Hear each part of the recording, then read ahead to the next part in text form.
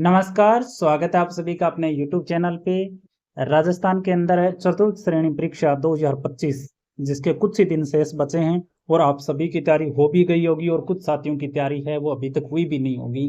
तो अंतिम समय के अंदर आपको क्या कुछ पढ़ना चाहिए, कितने नंबर तक कितने प्रश्न आपको सही करने चाहिए, इस वीडियो के अंदर हम चर्चा करने वाले हैं। तो वीडियो को पूरा जरूर देखना आप।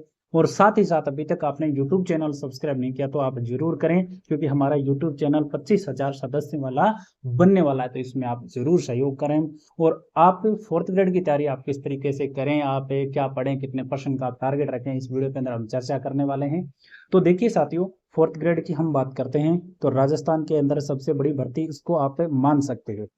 अगर आप इस भर्ती के अंदर हाई कट ऑफ का अगर आप अनुमान लगा रहे हो तो अपने आप में एक गलत रहता है। एक हम बात करते हैं एग्जाम से पहले कट ऑफ का निर्धारण करना थोड़ा मुश्किल रहता है, लेकिन हम ये मान के चल सकते हैं कि भी इतने प्रश्न है वो हम करें तो अपना सिलेक्शन बैठ सकता है। सबसे पहले हम बात करते हैं तो लगभग 54,000 की वैकेंसी है ये, ठीक है। और लगभग 25 लाख इसके अंदर आवेदन आए हैं। और राजस्थान के अंदर सबसे कम अगर किसी भर्ती के अंदर कंपटीशन है तो वो है फोर्थ ग्रेड की भर्ती। लगभग साइज 40-45 बच्चों का इसके अंदर आपको कंपटीशन देखने को मिलता है, जो कि अपने आप में बहुत कम है।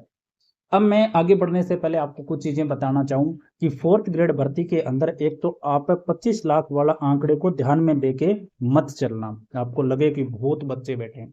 तो देखो, राजस्थान के अंदर शिक्षक भर्ती के लिए पात्रता परीक्षा आयोजित होती है, जिसके अंदर माइनस मार्क नहीं होते हैं।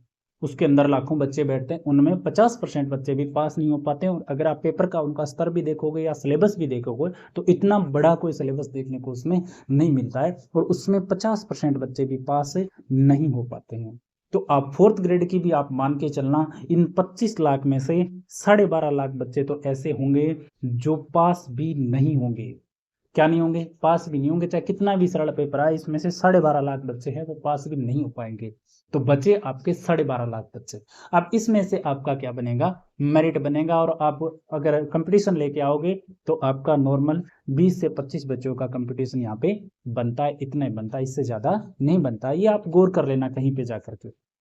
कभी भी कहीं कोई भी अगर स्कोर की कहीं देखना हो आपको तो देख लेना, बहुत कम नंबर आते हैं बच्चों के। जैसे किसी कोचिंग की भी अगर आप टेस्ट सीरीज आपने ज्वाइन कर रखी है तो अगर वो रिजल्ट डाल रहे हैं तो उनमें आप देख लेना कितने बच्चों के 0, 10, 5, 6 नंबर आ रहे हैं। ठीक है, ये बात हो गई। अब देखो, फोर्थ ग्रेड भर्ती की अगर हम बात करते हैं तो सिलेबस से पेपर कैसा आएगा, सबसे पहली तो बात ये। तो देखो, पटवारी के साथ साथ ही फोर्थ ग्रेड का पेपर भी बनाना बोर्ड ने शुरू कर दिया था। और मान के चलें 10th पास जो है इसका स्तर है, तो ये आप मान के चलना पेपर हार्ड तो नहीं आएगा। या तो आसान आएगा पेपर, या फिर आपका मध्यम स्तर का देखने को ज्यादा से ज्यादा मिल सकता है। तो कोई भी आप कंटेंट पढ़ रहे हो तो बहुत ज्यादा डीप में जाकर आप न पढ़े, ऊपर ऊपर जो चीजें इंपॉर्टेंट है या जो पहले पूछे गए उन्हीं को आप ज्यादा तैयार करें। सबसे पहले तो एक आप ये चीज ध्यान में रखें, या तो आसान आएगा या मध्यम स्तर का आएगा। और वही चीजें पढ़ें, ज्यादा से ज्यादा PYQ आप देखें, वो चीजें पढ़ें जो रेगुलर बेस पे पूछी जाती हैं। ज्यादा डीप में जाने की, किसी की बुकलेट या किसी की बुक में ज्यादा घुसने की आप कोशिश ना करें। ठीक है, ये बात हो जाती है पेपर को लेकर के। उसके बाद में हम बात करें कि भाई हम कौन से सब्जेक्ट पढ़े। देखो, इसके अंदर आपका जो स्कोर बढ़ाने वाला जो सब्जेक्ट है सबसे तो बड़ा तो है गणित। इसको आप कवर कर सकते हो अच्छे से। एक आप हिंदी को कवर कर सकते हो, हिंदी में नंबर आप बना लोगे। इसके अलावा आपको अंग्रेजी भी आना चाहिए। देखो, अंग्रेजी में भी प्रश्न पूछे जाएंगे 15, इसमें आपको 8-9% सही करने चाहिए। आप कर लोगे आराम से, नॉर्मल भी पढ़ोगे तो। इसके अलावा आप स्कोर बढ़ाने के लिए कंप्यूटर के 5% कवर कर सकते हो, या विज्ञान के कवर कर सकते हो। इसी प्रकार से आपका स्कोर बन जाएगा। इनको आप खूब पढ़ें लास्ट के टाइम में। और जीके, राजस्थान जीके जो मेन पूछा जाएगा उसके ज़्यादा से ज़्यादा PYQ और MCQ आप निकालें और अपने नोट्स का बार बार रिविजन दें। अब देखो, उसके बाद में हम बात करते हैं कि कट ऑफ फिर क्या कुछ रह सकती है। तो अगर हम कट ऑफ पे बात करते हैं या फिर शेप स्कोर की अगर हम बात करते हैं, तो देखो, सबसे पहले बात तो ये है कि जो कट ऑफ आएगी, पहले तो मेरिट लिस्ट आएगी सभी बच्चों की, 25 लाख बच्चों की।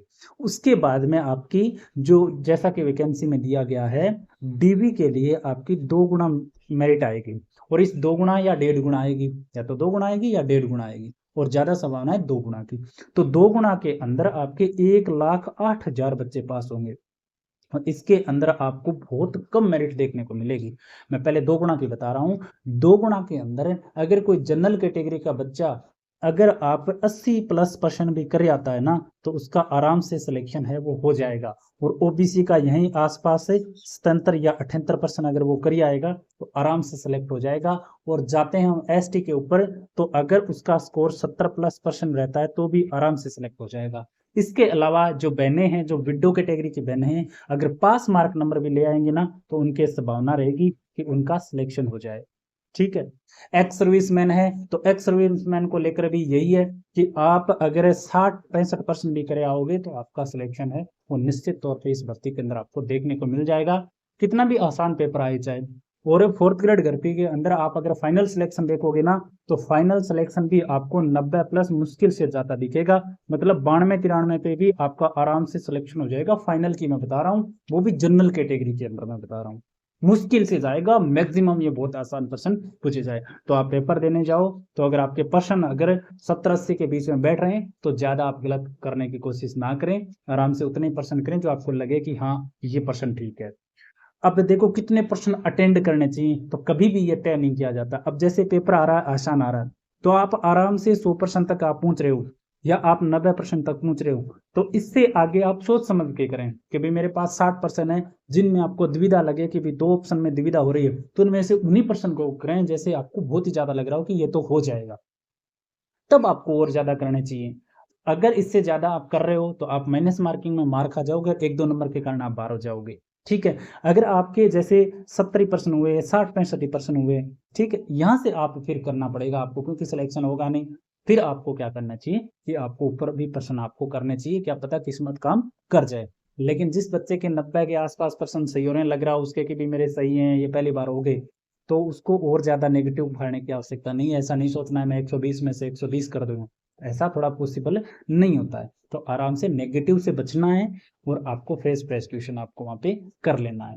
इस प्रकार से 4th ग्रेड की जो एग्जाम है वो दे करके आना है। आप सभी को हमारी तरफ से शुभकामनाएं हैं। आप सभी से उम्मीद करूंगा कि वीडियो आपको अच्छा लगा होगा। चैनल आप जरूर सब्सक्राइब करोगे, ये भी मैं आपसे उम्मीद करूंगा कि आप जरूर सब्सक्राइब करके जाओगे, और हमसे टेलीग्राम ग्रुप से भी आप जुड़ोगे, जिसका कमेंट सेक्शन में लिंक दिया हुआ है। आज के लिए इतना ही, धन्यवाद।